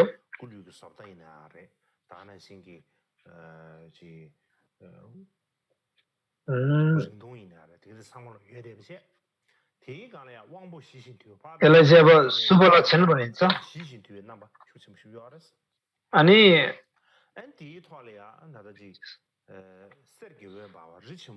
अनि अनुव्यञ्जना 80 को प्रकारको अब लक्षणहरू देख्यो अनि उहाँहरुका अनि संज्ञाहरू शान्त तर बसमा थिए उहाँ सुनौलो ज्योति चम्किरहेको ठूलो पहाड जस्तै हुनुहुन्थ्यो अनि कश्यपको बलियो भावना थियो अब मैले वास्तविक गुरुलाई भेटेको छु मेरो वास्तविक गुरु मैले आज भेटेको छु मैले साँच्चै नै दर्शन पाए मैले एक वास्तविक अरबलाई भेटेको छु र साँच्चै नै मैले आज भेटेछ भने अब मैले वास्तविक भगवानलाई भेटेको छु उनी अनि मनमा एकदम ठुलो भावना आयो उहाँलाई अनुभूति आएर उनी बुद्ध कहाँ गएर बुद्धको चरणमा शिर झुकाएर अनि साष्टाङ्ग दण्डवत गरे अनि कश्यपले भन्नुभएछ कि कृपया मेरो गुरु बन्नुहोस् म तपाईको शिष्य वा श्रोता हुनेछु भनेर यसरी अनुरोध गरेछ बुद्धले के बताउनु भयो भन्दाखेरि त्यो बेला बुद्धले भन्नुभयो जसरी तिमी चाहन्छौ म तिम्रो गुरु बन्न सक्छु तपाई मेरो विद्यार्थी हुनु राम्रो अनुकूल त छ अनि अब सामान्यतमा अब यो मूल सर्वदिवास पुरा बताउने अनुसार त्यो त यो उहाँले स्वीकृति गर्ने बित्तिकै उहाँ चाहिँ अब भिक्षु परिवर्तन हुनुभयो भनिन्छ सामान्यतः आफैलाई थाहा नदिए अब मानिसहरूले अब तपाईले जस्ता विश्वासका साथ विद्यार्थीहरूलाई भन्नेछन् कि म सर्वज्ञ हुँ जे भए त मैले किसिम के हो त बुद्धले कश्यपलाई के भने त भन्दै त्यो बेलामा अब तिमी मेरो चेला हुनु अब हुनेछ भनेर अब अनुकूलता छ भने यसरी बुद्धले अब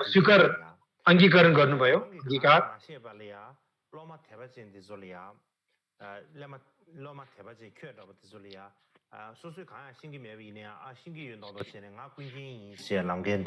अब के हो त सामान्यतः आफूलाई थाहा नदिई मानिसहरूले तपाईँ जस्ता विश्वासका साथ विद्यार्थीहरूले भन्नेछन् कि म सर्वज्ञ हुँ म एक सुगत हुँ यद्यपि तिनीहरू तथागत होइन तिनीहरू भन्छन् उनीहरू अर्थ नभए पनि आफूहरू भएको दाबी गर्छन् अन्तमा तिनीहरू केवल आफ्नै खोपटी विभाजन गर्न समाप्त गर्न सक्छन् यसरी अब होइन बुद्ध नभएर बुद्ध भन्छ ज्ञान नहुनुले म ज्ञानी हुँ योगी म योगी हुँ भन्छन् तर बुद्धले के भन्नु भन्दाखेरि म साँच्चै नै सर्वज्ञ हुँ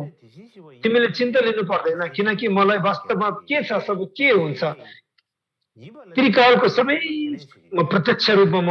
देख्न सक्छु वास्तवमा मलाई थाहा छ म सर्वज्ञ हुँ भनी दाबी गर्न सक्छु किनकि म वास्तवमा तथागत हुँ भनी दाबी गर्छु किनकि म वास्तवमा बुझिएको छु म बुद्ध हुँ भनी दाबी गर्न सक्छु भने बुद्धले कश्यपले यस्तै थप सल्लाह र निर्देशन दिनुभयो त्यो बेला उपदेश दिनुभयो किनकि यो बेला अब कश्यप पनि एकदम भित्रैबाट अब के हो त श्रद्धा भक्ति धेरै ज्ञानले अब पोक्त भएकोले बुद्धले यसरी अब देख्नु भएर यसरी अब बुद्धले म बुद्ध हुँ भन्ने जवाब दिनुभयो बुद्धले निर्देशन के दिनुभयो भन्दाखेरि जतिसुकै सद्गुण धर्म सुन्नुहुन्छ त्यसलाई राम्रो सुन्नुपर्छ त्यसको सम्मान गर्नुपर्छ एकमुष्ट मनले राम्ररी चिन्तन गर्नुपर्छ र अभ्यास गर्न सक्षम हुनुहोस् भनेर भन्नुभयो दोस्रोमा के गर्नुभयो भन्दाखेरि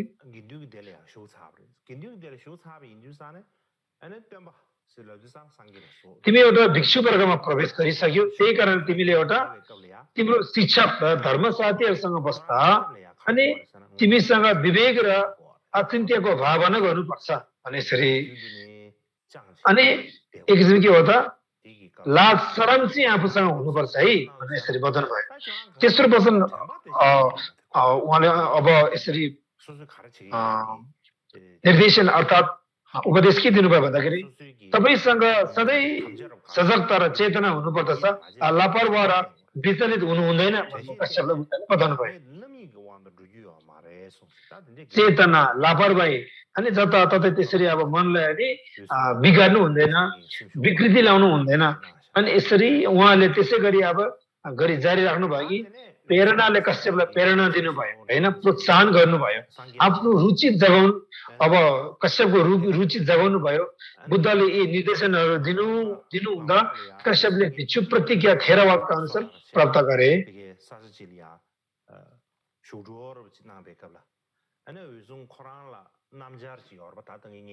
त्यसपछि कश्यपले बुद्धले पछ्याउँदै गएर बाटोमा जब बुद्ध बसेर आराम गर्ने तयारी गरिरहनु भएको थियो अनि कश्यपले आफ्नो बाहिरी लुगा लिएर त्यसले तह लगाएर अनि रुखमा पुग्दा अनि आसनको रुखमा राखे किनकि अब तार्किकहरूलाई पनि होला यो विभिन्न बाहिरको वस्त्रहरू होइन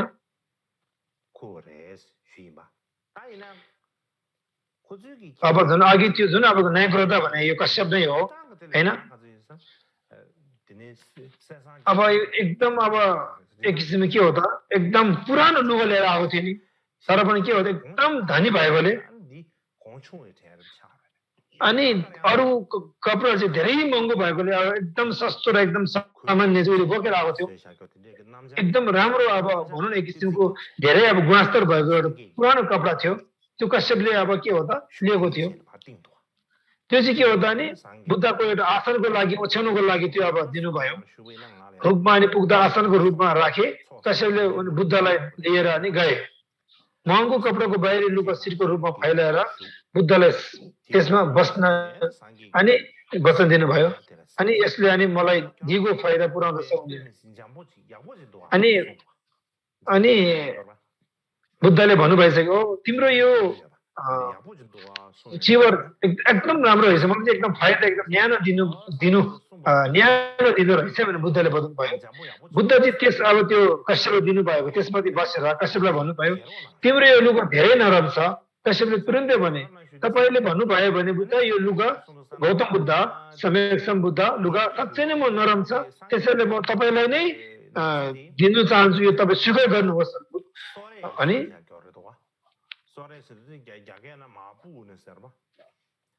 यसलाई चाहिँ त्यो किसिमको यसलाई चाहिँ अब यो विभिन्न यो हुलबाट होइन उनीदेखि बनाएको उनीको कपडा भन्छ यसलाई नरम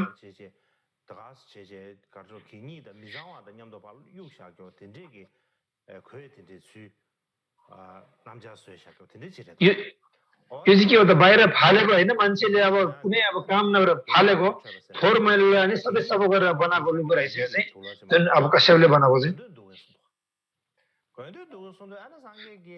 अनि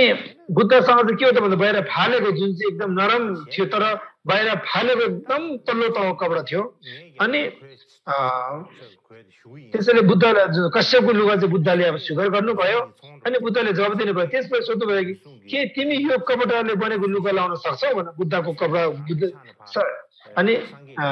कश्यपलाई भन्दाखेरि यदि बुद्धले यो लुगा प्रेमको लागि लगाउनु सक्नुहुनेछ भने म कपडाले बनेको लुगा लगाउन सक्छु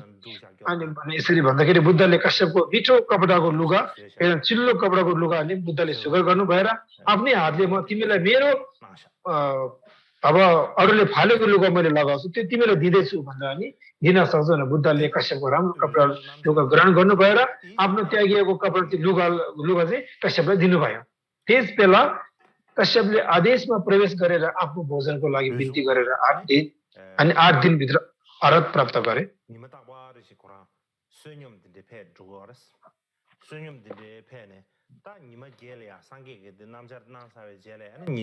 가르쳐 니마 अनि यसरी अब 다 니마 딱와 수님 शुगान्ड्रो देवे कौलेया निमा गेबा तेलेया अनि 8औं क्रममा बुद्धले दिएको अब चिवर लाएर ऊ अब अनि यसरी उहाँले अब भिक्षाटनको लागि जानुहुन्थ्यो 8 दिनमा चाहिँ अब पुरा अरहत हुनुभयो अब उहाँलाई चाहिँ के हो त धेरै अब अनुभूतिहरू ज्ञानहरू थियो होला त्यसले गर्दाखेरि 8 दिनको बादमा उहाँ पनि अकस्य पनि अरहत बन्नुभयो अर्थात् संसारको जन्जालदेखि मुक्त छुटकारा हुनुभयो उहाँलाई अरहत भनिन्छ हामीले टचुम्बा भनिन्छ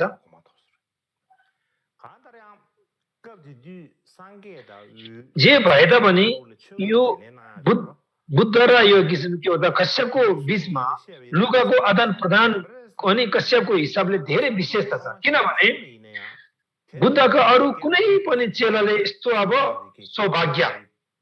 जुन बुद्धको हातबाट यसरी अब एउटा आफूले लागेको वस्त्र चाहिँ अरूले दिएन र अरूलाई यसरी लिने मौका पनि पाएन चेलाले पाएन भन्ने कुराको अनुभव गर्ने सौभाग्य उसले पाएको थियो बुद्धले अब कश्यपले आफ्नो त्यागिएको छागदार ठोपा भनेको किसिमको फालिएको त्यागिएको कपडालाई छागदार ठोपे अब भनिन्छ त्यागिएको कपडाको लुगा दिनु अब कश्यपको लागि तालिमका 12 गुण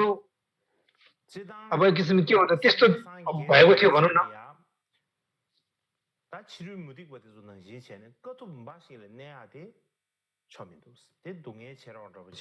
अब के हो सौभाग्य एउटा मौका मिलेको थियो हैन अब यो अब ज्ञान प्राप्त गर्नको लागि के हो त 12 गुणहरूद्वारा बच्नको लागि ठूलो प्रेरणा थियो बुद्धत्वको लागि जागृत भएपछि उनले केवल तपस्याको अभ्यास गर्न ठूलो कष्ट र अनावश्यक भएको देखे र यसलाई निषेध गरे तर उनले तपस्या र अभ्यास गर्न निषेध गरेनन् जुन धेरै चरम थिएन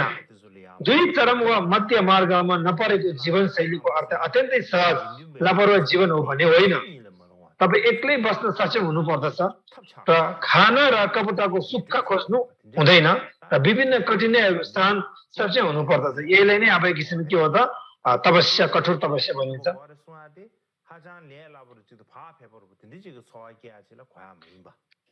त्यही कारणले यो कठोर ध्यान भन्नाले किसिमको होइन मार्ग मध्यम मार्ग भने चाहिँ के हो त किसिमको होइन कस्तोले बुझिन्छ भन्दाखेरि एक किसिमको दुई चरम वा मध्य मार्गमा नपरेको जीवनशैली अर्थ अत्यन्तै सहज लापरवाही जीवन भन्ने होइन तपाईँ एक्लै बस्न पनि सक्षम हुन सक्ने एक्लै बस्नु पनि एकदम ध्यान लाग्ने खाना र कपडाको सुख खोज्ने यसलाई होइन विभिन्न कठिनाइहरू सक्षम अब किसिमको हुन सक्नेलाई बुझ्दछ त्यसैले बुद्धले ती विषयहरूको प्रशंसा गर्नु भएर जसले खाना र कपडाको सुख खोजेन र सन्तुष्ट र धेरै इच्छाहरूको अब जीवन बिताए बुद्धले धेरै प्रशंसा गर्यो जुन भिक्षुहरूलाई किनकि भिक्षुहरूले पनि खानाको लागि यसरी अब जीवन बिताएन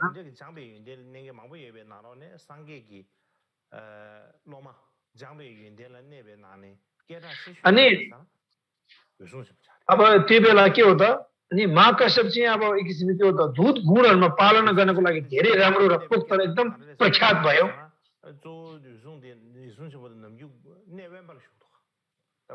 किन भन्दाखेरि प्रशिक्षणका गुण तपस्या अभ्यास हो त्यो 12 वा 13 छन् तिब्बती मूल स्तरवाद अनुसार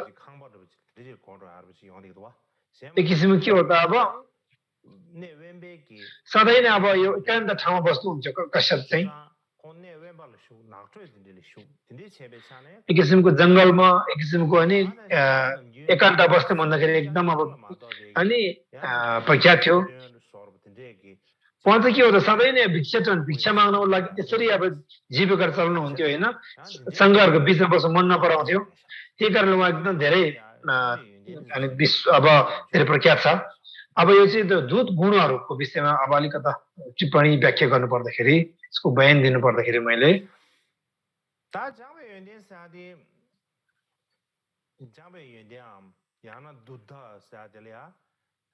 अब यसलाई झाङ्बी हिँड्दैन दूत र गुण भन्छ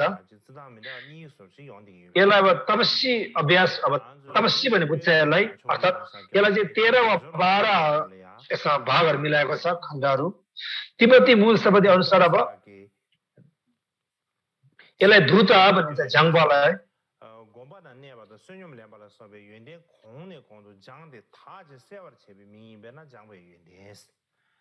अब यो चाहिँ के हो त भन्दाखेरि अब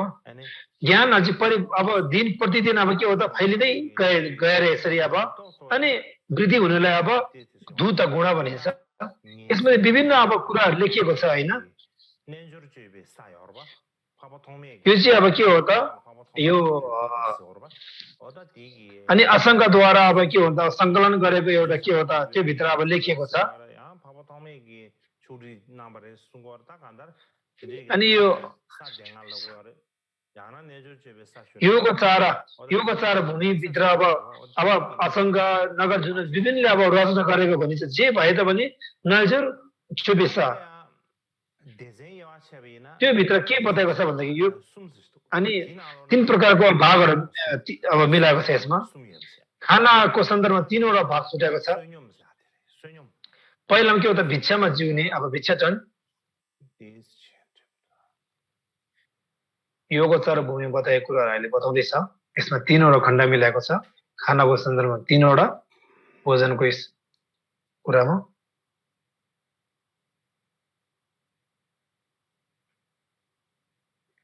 दोस्रोमा यो वस्त्रको विषयमा तीनवटा छुटाएको छ पहिलो चाहिँ के हो त भिक्षु जिउनेमा छ यो भित्रमा दुई भागमा विभाजन गर्दाखेरि अब 13 भूत गुण 13 वर्गमा मिलाउँदाखेरि पहिलो चाहिँ के हो त प्राप्त हुनबाट स्वीकार्य भिक्षा र अब क्रमशः प्राप्त हुने अब कुराहरूलाई बताइन्छ अब चाहिँ के हो त जता गए पनि अब जुन अब खाना अब मान्छेले अब आफूले माग्दाखेरि दिन्छ त्यही नै अब के हो त अब भएको अब बुझिन्छ अब के हो त अब क्रमशः अब यसरी अब टोलमा अब भिक्षा लिनको लागि अब अनि यो घरदेखि अर्को घर पल्लो घर यसरी अर्को घरमा गएर यसरी अब भिक्षा माग्नेलाई के हो त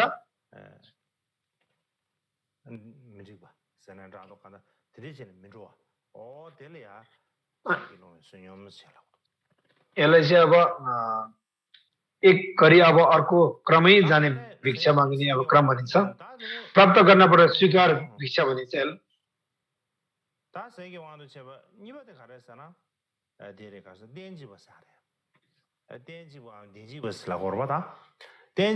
यसलाई अब तेन्जिक्वा भनिन्छ यसलाई अब तेन्जिक्वा भने के हो त किसिमको माफ गर्नु होला घर घरमा क्रमशः भनेपछि हिँडेर दान पाएको खानेकुरा खाने यहाँ राम्रो खाना पाउँछु भनेर नसोचेर आफ्नै हैसियतले उचाल्ने त्यहाँ लिनेलाई भनिन्छ अब त्यसमा अब एक्कल खाना भनिन्छ यसलाई तेन्जिक्वा भनेको चाहिँ एउटै ठाउँमा बसेर त्यतिकै खाने र त्यो ठाउँबाट उठेपछि नखाने एउटै खानाको लागि बस्दा जति खानु हुन्छ उठेपछि नखानेले तेन्जिक्वा भनिन्छ यसलाई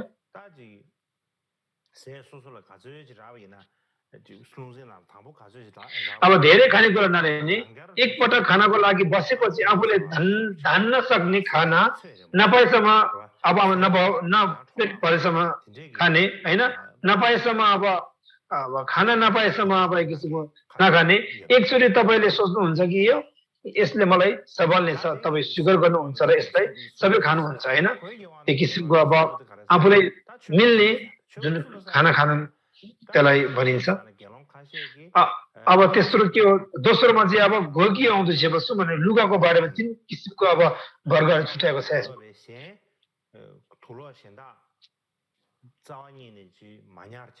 अब कसैले भन्छ अब तीन प्रकारको अब वस्त्र बाहेक त्यसले अब ज्यादा चाहिँ अब एक किसिमको आफूले अब राख्नु पाइँदैन भन्ने कुरा पनि छ यसलाई अब तीन प्रकारको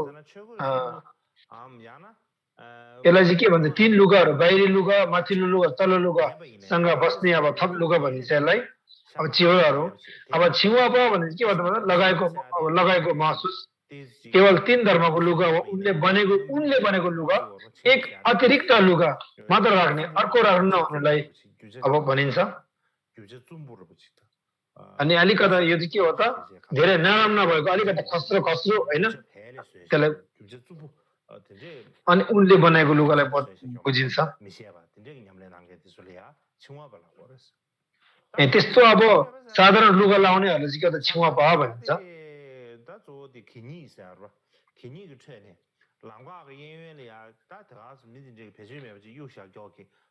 अब यसलाई छाउदा ठोपा भने के हो त भन्दाखेरि एक किसिमको यसलाई चाहिँ अब कपडा अब जुन अब फालेको कपडा भनौँ न यसलाई चाहिँ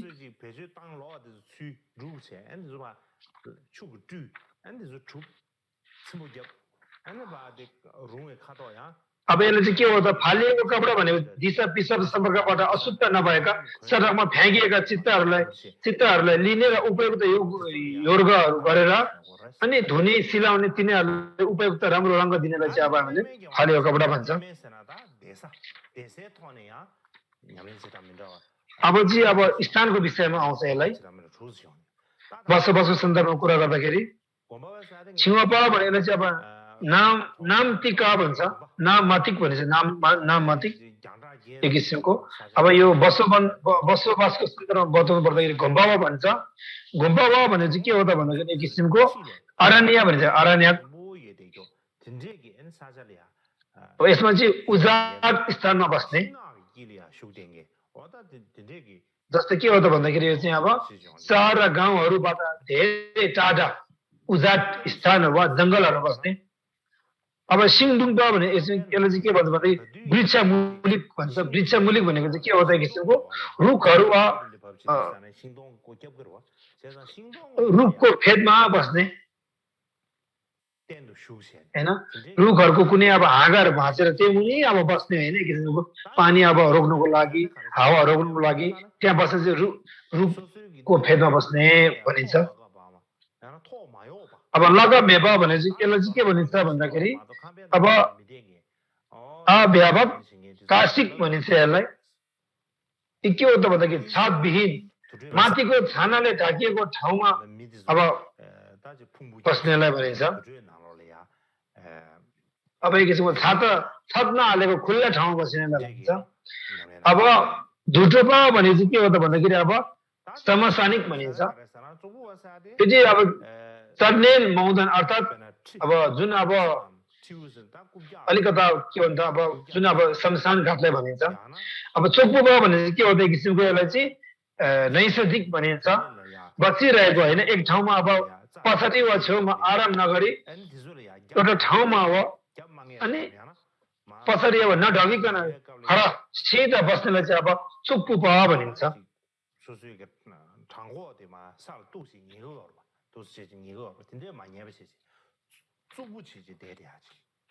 अनि एकछिन ढेसेर नबस्ने होइन अनि छोडेर सिधा बस्नलाई भनिन्छ घाँस पातहरू घाँस बारम्बार आदान प्रदान व्यवस्थित गर्नुको सट्टा फैलेको जस्तै फैलेको छ यसले बारम्बार आदान प्रदान नगरी पहिले एकपटक अब यसरी भनौँ न त्यसलाई अब सिधा बस्ने विभिन्न अब ढेसेर बस्ने अनि एक किसिमको अब ढलेर बस्ने त्यस्तो नभएर अनि त्यस्तो अनि सिधा बस्ने अब योगीलाई चाहिँ अब यसलाई चाहिँ के हो त अब नैसर्गिक भनिन्छ अब झिसिम्पा भनेको चाहिँ यता संस्कारिक भनिन्छ अब जस्तो ठाउँ छ आफू जेमा बसिरहेको छ त्यसमै अब चित्त बुझाउने अब त्यो चाहिँ के हो त भन्दाखेरि अब विभिन्न कपडा वस्त्र नबनाएको स्थान अब घाँस पात जरा होइन के अब होइन जुन अब बोक्रा एक किसिमको होइन त्यसले बनाएको अब एक किसिमको अनि जे छ त्यसमध्ये फेरि त्यसलाई विभिन्न नै सिलाएको एकदम मजाले बनावट नगरेको होइन पहिला जस्तो छ त्यस्तै नै अनि बारम्बार अब आदान प्रदान नगरेको होइन एकपटक पहिला आफूले कस्तो राख्यो त्यस्तो नै अनि पहिला कस्तो राख्यो भने बस्दाखेरि त्यस्तरी नै राख्नुपर्ने त्यस्तोलाई चाहिँ के भन्छ अब किसिमको हामीले यथा संस्कारिका भन्छ त्यस्तो यो अनि यो चाहिँ अब 12वटा के भन्छ अनि 12 प्रकारको दूत गुण भनिन्छ यसलाई यो चाहिँ पहिला अब बुद्धकालीनमा अब अनि अब तैथिक जस्तै अब एकदम धेरै अब कष्ट ध्यान गर्थ्यो तर के हो बुद्धले प्रसन्न खुसी नहुन्थ्यो त्यस्तोमा अनि के हो त किसिमको जुन अनि ध्यानसँग मिल्ने मिलजुलता हैन धेरै कठोर त नभएर ध्यान गर्दाखेरि एकदम फैलिएर जाने त्यसलाई बुद्धले स्वीकार गर्नुहुन्थ्यो हैन अनि अनि यो अनि भनौँ न 12 प्रकारको दूध गुणमा धेरै अब योगीहरू उत्पन्न भयो त्यो भित्र पनि के हो त कश्यप चाहिँ एकदम अब प्रख्यात भएर गयो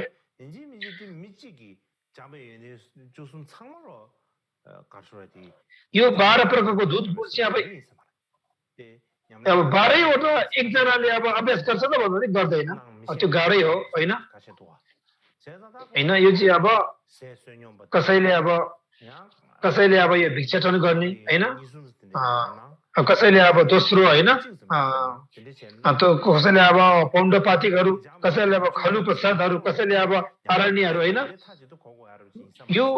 12 प्रकारको दूध गुणहरुमा कुनै गर्नेलाई बुझिन्छ सबैले अब अभ्यास गर्नुपर्ने भन्ने छैन त्यही कारणले आज चाहिँ मैले यो कश्यपसँग सम्बन्धित अनि 12 प्रकारको दूध गुणहरु अनि बताए र बुद्धको पालोमा यसरी अब अनि पहिला अब बौद्ध ग्रन्थको विषयमा अब के बताएको थियो मैले बताएँ अनि आज मैले यतिमा विश्राम राख्न चाहन्छु भोलि बिदा भएको छ पर्सि चाहिँ अब अनि यो आनन्दको विषयमा पर्सि चाहिँ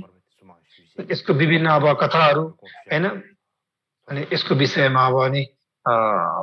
ध्यानको विषयमा म बताउने छु पर्सि चाहिँ